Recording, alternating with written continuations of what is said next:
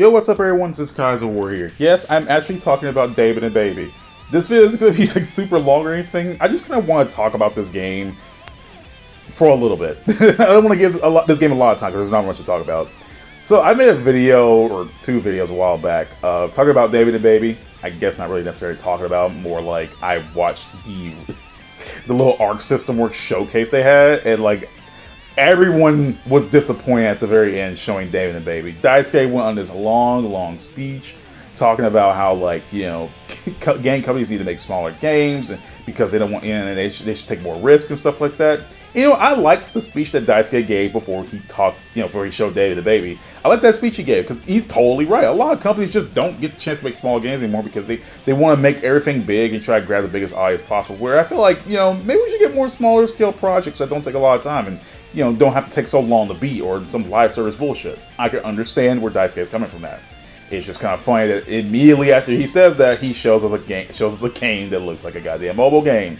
Now, they showed more footage of David and Baby recently at the recent State of Play.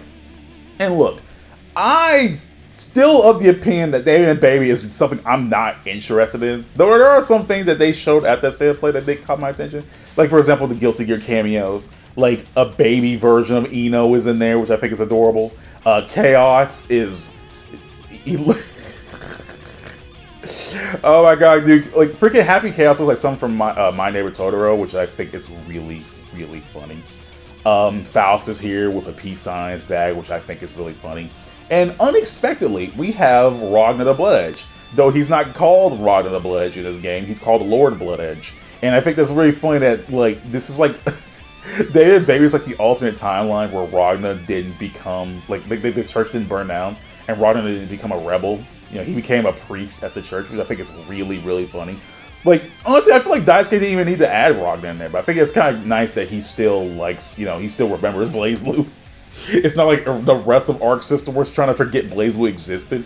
Daisuke remembers, and he's like, you know what, let me put Ragnar in there, but give him a whole new redesign to fit in this. I kind of like that. He actually acknowledged the fact that Ragnar exists and put him in his game. I like that, right? So, don't know if we're going to see more cameos from other characters. You know, I'm sure we will. That would be cool.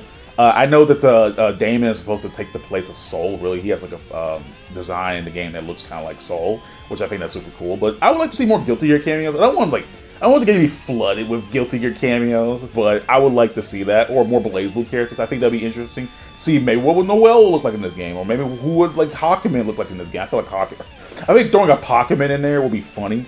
I feel like throwing Chamaki, the Guilty Gear mascot, there would be hilarious as well. That would be kind of cool. It would only make sense Chamaki would be there. Though Chamaki has a boss battle. I don't know. I just think it would be really funny. But all in all, I don't know, man. Like, David and Baby, like, I admire the fact that Daisuke wants to do his own thing. You know, I mean, again, the man's been working on Guilty Gear since the late 90s, right? I feel like at some point you would want to do anything else than work on one franchise for all that time. That goes for me too. Like, I love writing, but I feel like if I write for the same series for so long without at least taking a break or doing anything else that would rejuvenate my love for writing that series, then I'll kind of get burnt out and not want to do it no more. And considering that, you know, Daisuke went through the whole trouble of Guilty Gear, there was like this whole, you know, middle part of Guilty Gear where like the Guilty Gear XX was going through basically the Street Fighter thing of just re-releasing the same game over and over again, random spin-offs like Guilty Gear Isuka and Judgment. Then they lost the license to it and had to make Overture, they had to ignore like a lot of the characters introduced.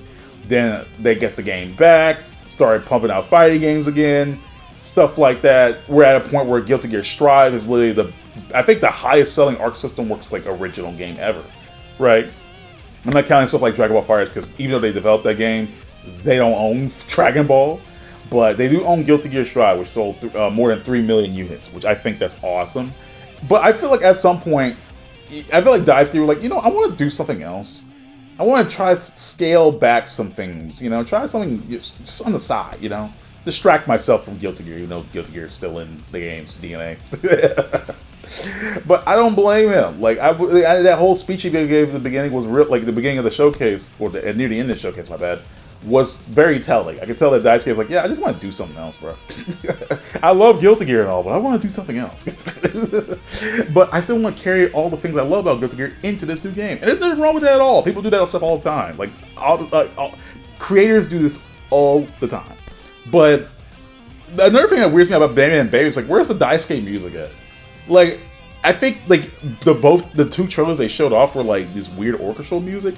And like, Daisuke's not opposed to orchestral music. I mean, he's done some of the story mode themes in Guilty Gear XR. Not all of them, right? Not all of them, but some of them. And they don't have a single lick of guitar in any of those, right? So Daisuke can do more. I mean, in BlazBlue and BlazBlue Calamity Trigger, all the story mode themes and Calamity Trigger were done by him. And again, not a lick of guitar in those story mode themes.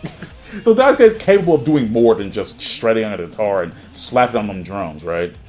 But I don't know what this is. I don't know how deeply involved Daisuke is in Damon and Bay. We know he's working on the game. We know he's like the director probably. But we don't know if he's handling the music or anything like that. And I would be severely disappointed if Daisuke didn't have any sort of music for David and Baby. That would kind of defeat the purpose. I mean, the guy is known for Daisuke was Daisuke worked on Hardcore Uprising, where he was responsible for the character designs and the music.